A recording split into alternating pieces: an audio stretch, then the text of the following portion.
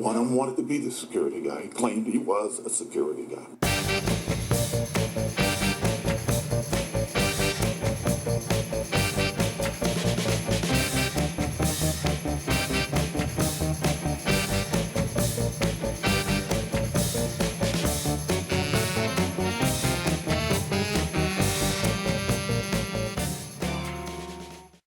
Welcome to Security Guy Radio. What's your name? Thank you. I'm George Lawson, and I'm with Morse Watchmans. Morse Watchmans. Where are you guys out of? We're a U.S. company, actually. We're headquartered in Oxford, Connecticut, sleepy little town out in the woods. We're also the number one or largest manufacturer of key control systems in the U.S. I happen to know worldwide. that, and I'll tell you why I knew that. By the way, how long have you been in business? We've been in business technically since 1882. However, we've been building key watchers for nearly 20 years now. All right. And I know that because I was one of your first clients at Fox.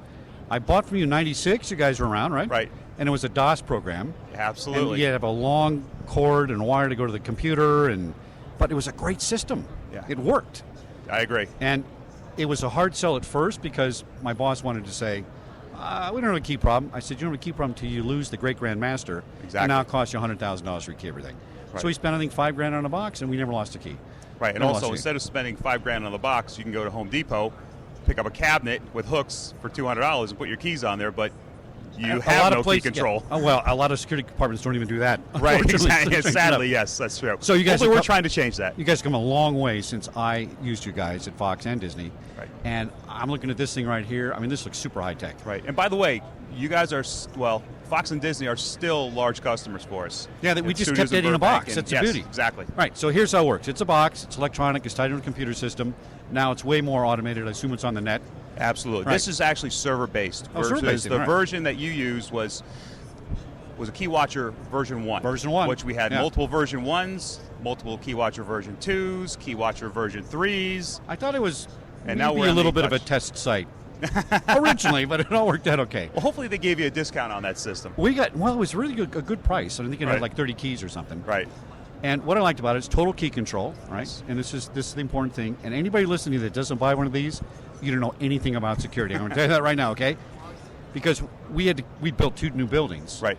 And literally, it was about $120,000 per building to key it. Mm-hmm. And really, I'm not going to spend $5,000 to save the keys, because if I lose the great grandmaster, and that's a key that opens everything. Exactly. I had one, the boss had one, right? You have to rekey the whole building. Sure. And so it's just a common sense investment. The technology's here now, so show me some of your latest creative stuff, because I think this is totally great. Absolutely. Well, also, just kind of take a step back. Oh, yeah. We talked about... Okay. But yeah, also kind of to follow up on what you had mentioned about those fines. We're here in the city of Las Vegas, and we have, I'm not lying when I tell you, we've got pretty much every casino in this city. Yeah, I would imagine. And you talk about fines at Fox and 20th Century Studios, magnify those tenfold, like what they get hit if they lose a gaming key here in Las Vegas or any casino worldwide. Fine because of the gaming regulations. I didn't think about that. Right. Correct. And that's, police work, we're going to call it a ticket. I'm going to write you a ticket. You're going to pay for it. It's going to cost you some money. All right. Exactly. Good right. point. Exactly. So what's the cost if somebody loses a key?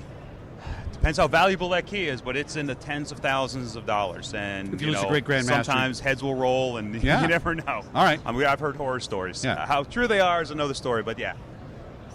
So basically, if you have a great grandmaster, this is, and I try to talk about this for people that don't understand it. Right. That's the number one key. Correct. It's a master key. It's called a great grandmaster because it not only opens up everything in your building, but the other building, maybe, right?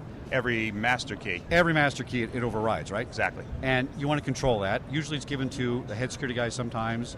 Sometimes it goes in a Knox box for the fire department in case there's an emergency. They got to open up everything, right? And, the vice president level or something like that. But you have to have full accountability. And that is why these systems are important. Not that I'm necessarily going to lose it, but we need to know that the guy that runs security is not out taking the key at 10 o'clock at night, sneaking back in there and stealing computers, right? Right. And, more often than not, it's not necessarily someone's taking that key home for illicit purposes, but you haven't worked around all day long. You haven't worked in very many security departments.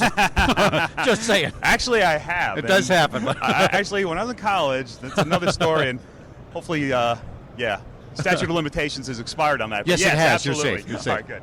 But no, what we find to be the case is that most people will just put the keys in their pocket, and they literally forget they're there. That's true. And crazy is we actually have correctional facilities are a huge market for us, and these are actually jail keys that you see right in here. Right. I'm amazed, but they tell me that these keys walk home in facilities across the country every day of the week. It is common. Because it's part of their body. They've worked with them for years, right. and they forget they're there. In the guard business, especially with guards, it's not malicious. It's just I'm walking around, I forgot. We would weld large, heavy metal bars to the key so they Right. would not take it home. Guess what? They still took do. it home. Yeah, absolutely. Yeah, so, I mean, this is just common sense. Absolutely. All right, so correctional facilities are using them. We were one of the first people that used them in a big corporation in the studio. Is this a hard sell? To me, it's a no-brainer. Why wouldn't every casino have one of these in 1996 when I had one? That's what I don't get. Technology was new at that time. Yeah. It was just a different concept. Just as you said earlier, it was, all right, keys are housed in the security department. If I need a key, I walk up. Oh, hey, George, how you doing? Yeah, can I borrow this key? Here you go. If I bring it back, there's typically, at that point, there was no record. You just hand it back. That's right, hang on not even paper records. Right. Or, if you had key control in that day and era, it was, you signed for something where, God bless you if you could read my signature. And I think most people are like that. And then you also end up with binders, and you have, booklets with signatures, and who knows what's valid or not.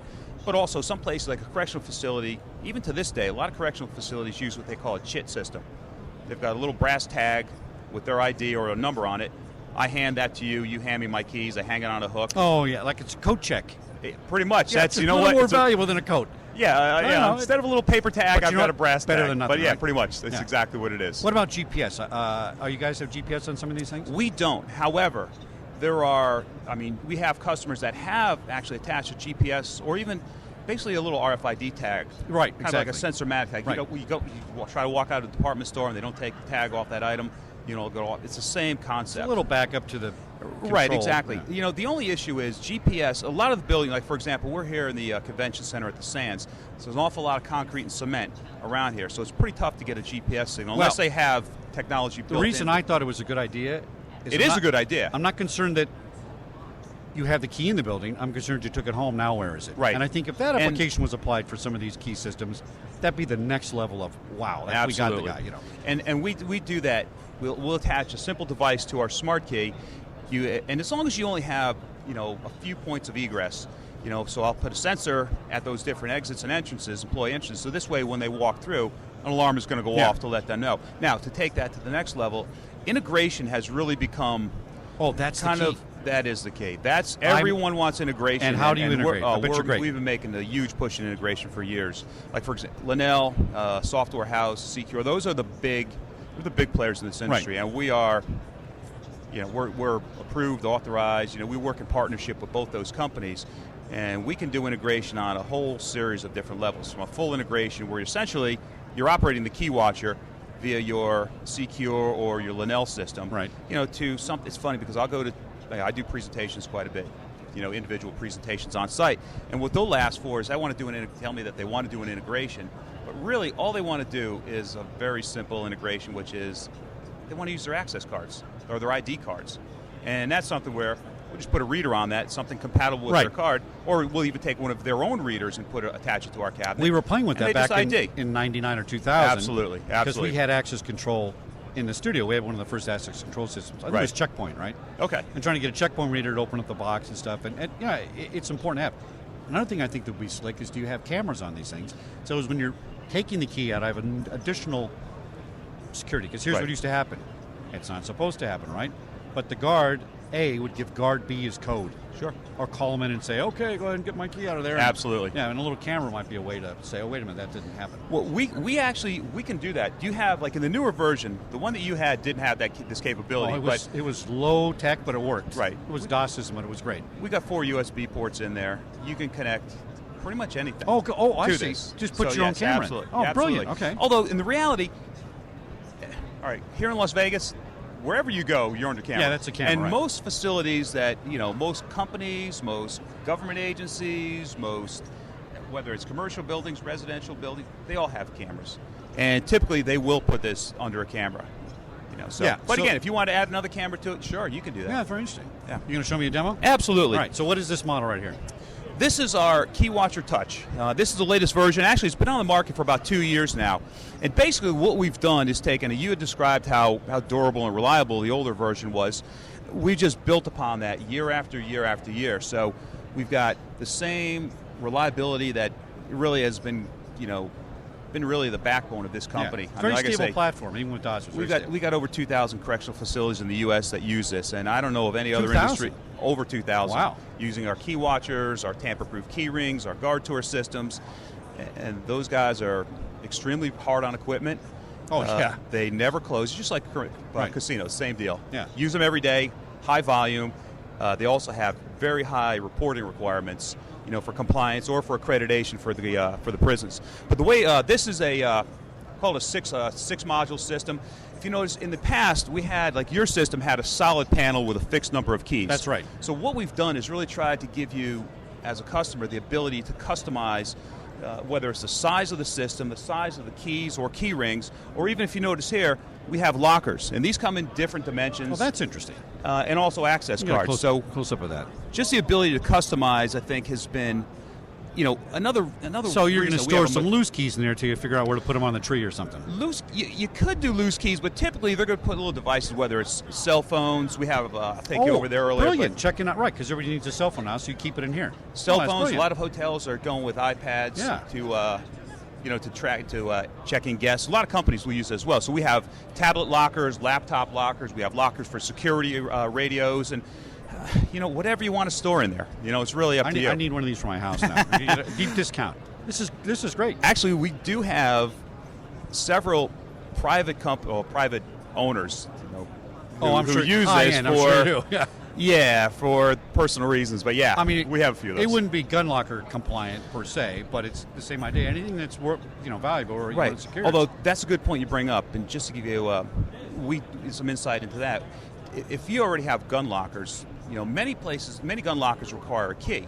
There's no accountability on them. I've never seen one. Right. However, if you have a gun locker with a set of keys, put those keys in the key watcher. Oh, now course. you have accountability. Yeah, and makes that's sense. exactly.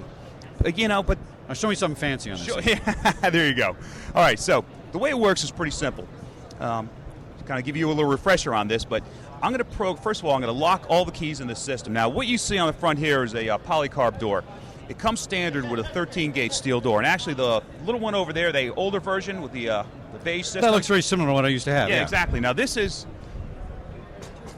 a heavy steel door right there. Yeah, that's hard to. But the trade shows we use the glass doors, although we do offer that as an option. And oddly enough, correctional facilities and casinos where they use this in a cage, they like the glass door because that's an ultra secure room. They like to be able to just do visual checks. I mean, it's a backup. Exactly. Something goes down, the key's still missing. They're comfortable just looking at things, doing it the way they've always done. But you can also run reports, and it'll tell you all those things that you're looking for, in a matter of seconds. Right. But the way it works is pretty simple. Once your keys or different devices, cards are locked in this cabinet, I'm going to simply assign users. I'm going to program, first of all, what they can do in the system. So I'm going to enter my code right here. So I enter this code, and this time I'm going to use an ID and a PIN number. So when I log in, if you notice, this user has access to all functions and features. I can remove keys, return keys. I don't know if you remember doing groups of keys, but I remember groups. It was a little tricky. We had to do a little programming. Here's one that's a little different.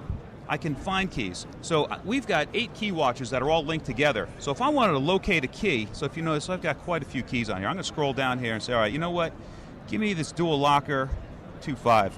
That's actually in key watcher number 5, box 1, slot number 39. Now, if that key was currently in use, you would get an indicator. It would tell you who the user is and also when that key is due back in the system. Right. And you can do that network-wide. If you've got key watchers, you've got a dozen key watchers throughout your facility. Like, for example, over at the Cosmo, I think they have 19 the Cosmopolitan Hotel. Right. Yeah, it's kind of a little inside way to say it in Vegas. Sorry. The Cosmo. Okay, good. Yeah, it's not that I'm bad. What can I tell you? So what they can do is they can actually find keys in any system. Actually, if they had facilities, all over the globe and they're all networked, you can find keys anywhere in the world. Oh, that's brilliant. And so that's Very one of the good. big things we've done. So again, one of the things too, as you remember, at time you out, if you just enter your information and you're distracted, it's not going to stay in an active position. That's also, now this is definable. So if I wanted to go in there and adjust, I want that time to be longer or I want to shorten it, now you have that ability with all of our features. So I'm going to log in. Now this user, again, can do everything. So I want to remove keys. At this point, whatever keys that I'm allowed access to are going to populate that screen. So, okay, say, for example, I want a set of master keys, and let's also take one of these big jail keys. I hit remove. Now, two things are going to happen here. First thing, it's going to tell me on the screen where that key is located. Secondly, it's going to light that key up and release it. At the same time, all these other keys are physically locked in place. So even though that door is open, I can't take a key out of there. Right. Now, I take my second key. Now, I've got about 8 seconds to close that door before an alarm is going to go off. I'll let that beep and then we'll shut it down before it gets too annoying. That's our door sensor. Now, I can cancel or silence that alarm by just closing the door unless I left that door open. And again, you adjust the time on this. But if I left that door open, then the system would go into its full alarm mode, which would consist of that local audible alarm there. We also have 6 contacts, so just dry contacts, so you can directly connect this right to your alarm panel. Oh, that's great. Plus, because it's server-based, this system has the ability to not only send a message directly to your computer, but also an email, external notifications via email and or text, and that is unlimited notifications. Now, that's a big, big feature with our touchscreen version. So I can establish, parameters or notifications for any event. So say, for example, this key opens every door here at the Sands. I don't necessarily want an alarm to go off or security to respond every time facilities needs it, but I'm going to get an email every time it comes out, who's taking it, and as soon as it comes back, I'm also going to get a notification then. Now, network stuff is great, but that means if I'm smart and I'm a hacker, like somebody at my hotel last night, a hacker got in the network and is trying to get into my laptop on their network, right? Yeah. How do we prevent that with this? So networks give you broad range of usability, but a broad range of potential penetration. Right. A couple things. Everything is encrypted in this system, right? What kind of encryption? 128 key? Super duper CAA? Oh, Yeah, that's all right. Well, that I couldn't. I don't know. But I can tell you this: we have every U.S. embassy worldwide uses this system. Oh, then it's DoD stuff. All right. Federal all right, Reserve Bank uses it. I think in 9 locations. Department of Defense, 128 key. All right, beautiful. And like I said, we're 400 casinos and racetracks just in the U.S. So I'm pretty confident whatever our encryption is pretty damn good. The password's not password you can underscore cut one. that out, but yeah, exactly. It's funny. I go to colleges a lot, and same thing. Berkeley, UC Berkeley uses this. Oh. Actually, I was just at MIT. It was 2 weeks ago up in Boston, and it snowed there. Just since you're here in California, out in California, middle of April, it's still snow up in Boston.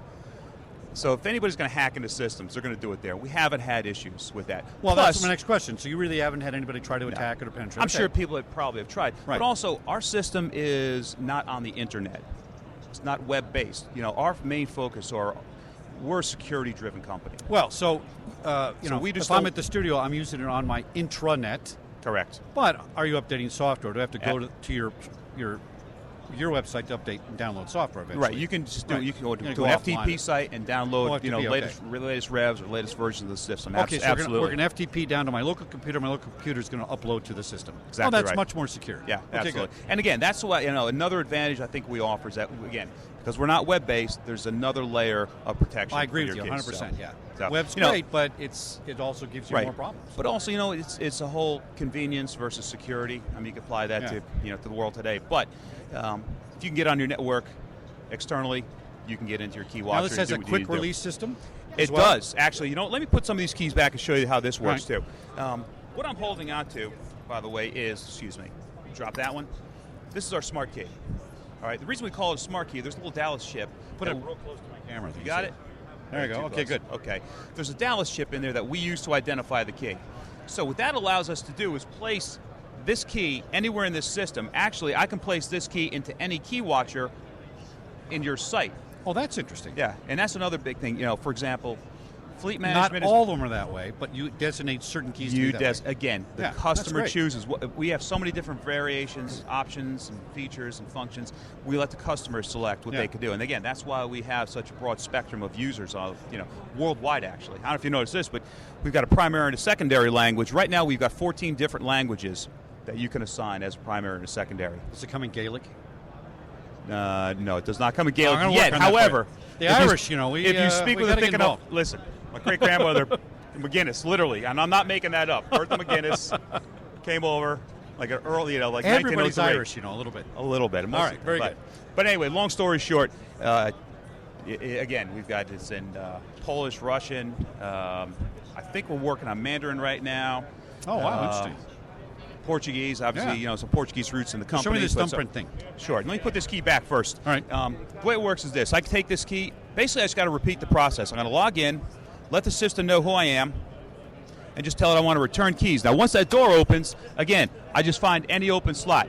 Oh, any open slot. I Boom. think back in the day, you had to put it back in number 14 or whatever it was. Well, actually, even the originally, original I thought. key watchers had this feature. That's the standard feature. Right. However, you also, again, I go back to the whole let the customer decide what works best for them.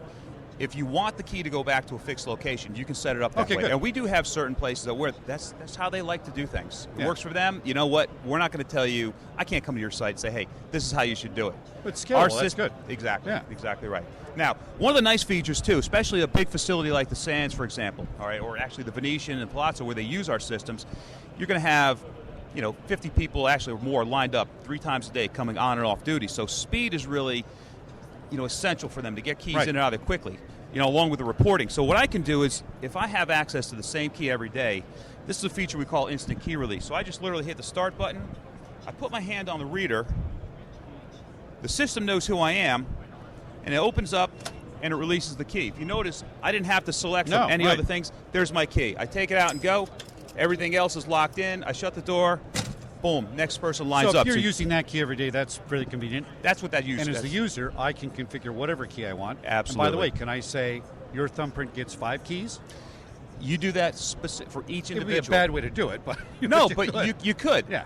The only thing is You know what happens to janitorial sometimes? Yeah. The janitor supervisor checks the keys out for everybody. Right. I never allowed that. I think it's a bad idea. Right. But it can be done. It's scalable again. That's great. Right, and I'll tell you what, housekeeping for hotels is another. Every time we sell a system at any of these casinos here in Las Vegas, they all have it in the housekeeping department. Actually, Caesars has 7 systems just for housekeeping. Wow. Oh, it's different gotta be floors, huge. different wings. It's got to be bigger Same than thing- security, really.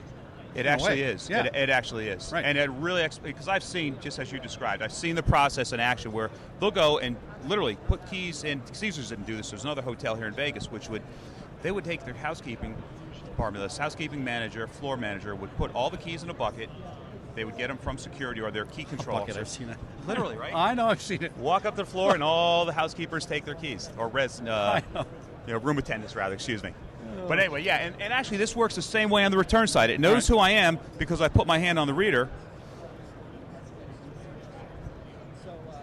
There we go. So now all I can do is open that door and return my key. Well, biometrics this year at ISC is exponentially bigger than it was. You know. Absolutely. It's getting there. And we had biometrics at the studios in the beginning stages. It was a little clunky, but it's so good now. Oh, it really really is. works well. Well, the big thing too, this is an optical reader versus in the past we offered card readers as well as the biometric Right. readers, but it was either the hand geometry reader, which were extremely durable, I'll tell you right now, but you could also set the tolerance levels and It was a little glitchy, a but little yeah. a little bit, but This is but the capacitive readers were the fingerprint readers in the past were the capacitive readers, and those things were prone to scratching, and That's if you right. didn't push it hard enough. But the optical readers are you know what's good they've about come this? way down in price, and they're very From reliable. an investigative point of view, Yeah. you're going to have a hard time defending that you didn't put your thumb on that. Right. You can say under duress maybe it happened, and Yeah. you could prove that. But with the code, you could say, I didn't do that. Exactly right. Somebody stole my Or code. somebody was watching me. I have And plenty of cases like well, that. here's another thing. If you're just using an ID and a PIN number, one of the features also is the ability to change your PIN number. So if I think someone's two things. You if can I, change your own PIN number. right. Now, you, is that well, a good you idea? can. Well, it depends. Because It's if up I'm to an you. administrator of the security department, I like to change the number so I knew what was going on. Right. Well, the you know, only thing is you don't want to have access to the PIN numbers, because then I can say, hey, listen, you've got access to my PIN. Who's to say that you didn't take the key under my name? Well, that's what I'm thinking. But, So I'm a guard. I think my password was compromised. Right. You're saying as a guard, I can go in, put in my user ID Right. and my personal PIN. right, and then change your PIN, not Now, your what user if I ID. did that, and what if I went and changed it back? Pulled a fast one and changed it back? You can do that. It doesn't matter because you're still My user system's ID gonna 000 or whatever that is. Right. This is also definable. You can go from a 3 to a 6-digit ID, and it's a 4-digit PIN. But this you cannot change. You can only change your PIN. Does the system administrator know my PIN? The system administrator does not know your PIN. Okay, that's good. All right. Unless they've assigned you a PIN. Which is not a good idea either. It's not a good idea. Although, to expedite this whole thing, you can assign everyone to you everyone gets 1, 2, 3, 4, and then it's your responsibility Change it, yeah. to change that. It's like anything else. They, do a I random was PIN. trying- Although we're looking at actually having the system automatically generate random PIN numbers. Well, that's so. even more secure. Absolutely. You guys are way absolutely. ahead of the curve on this. We're trying to keep that way. But what I was about to say was that one of the things that will happen is if I was trying to, I'm looking over your shoulder trying to gather your, the remaining numbers on your PIN. Right. And I go back and I start playing around with this. You've got 3 chances to enter your PIN correctly. At that point, the system will go into alarm mode, so it's going to send emails. It's going to, it'll set off alarms in security. The thing will That's the beep. best system. Because Right. now I'm sitting at home at 3 in the morning going, what? Who's playing around with this? But also, it's going to lock the keypad down for several minutes. Yeah. Not just for a few minutes, just so no one else can go in there and keep it doing locked it. everybody out until they got there. Oh, really? There you go. The original one. And Right. you know what? It was inconvenient, but so what? I got about a minute left and my battery's Sorry going to about die. that. You know what? So, a couple other features I want to explain. Explain about the notifications, the text, the email alerts, and so forth, but also reporting. Reporting is a major component of this that's system. so important. And what we've done is just given you the ability to run so many more reports. It's Whether got a it's lot of status analysis report, built into it. Absolutely. Plus, you can now schedule reports. So like casinos, for example, they're going to do key inventories. Actually, prisons, a lot of facilities you need to do inventories, whether it's on per shift, per day, etc. So you can actually schedule those reports. So every day, the Venetian is going to run a report at midnight, 8 a.m., 4 p.m. for key status or key inventory or overdue keys. If I configure the report, let's say I'm a top administrator. Right. All I care about is if my director of security came and got his key every day like he says he does. It's a micro view, right? But from an administrative point of view, is a C-level guy. Yeah. That's important to know. Right. And so scaling those reports is so important. Right. So you have all that ability to do that. That's great. Oh, absolutely. So now, what you do is this. Again, schedule that report so that whenever you want to see that report, every day at 2 o'clock, boom, it's automatically there and it's automatically done and emailed to you. So it kind of takes all the guesswork George, out this of has it. been great. It's my pleasure entirely. I appreciate it so much. Give us the website again. It's www.morsewatchman.com. And Security Guy Radio will say, if you don't buy one of these, you're stupid. There you That's go. my Thanks so endorsement. much. Thanks a lot. Appreciate it. All right, bye.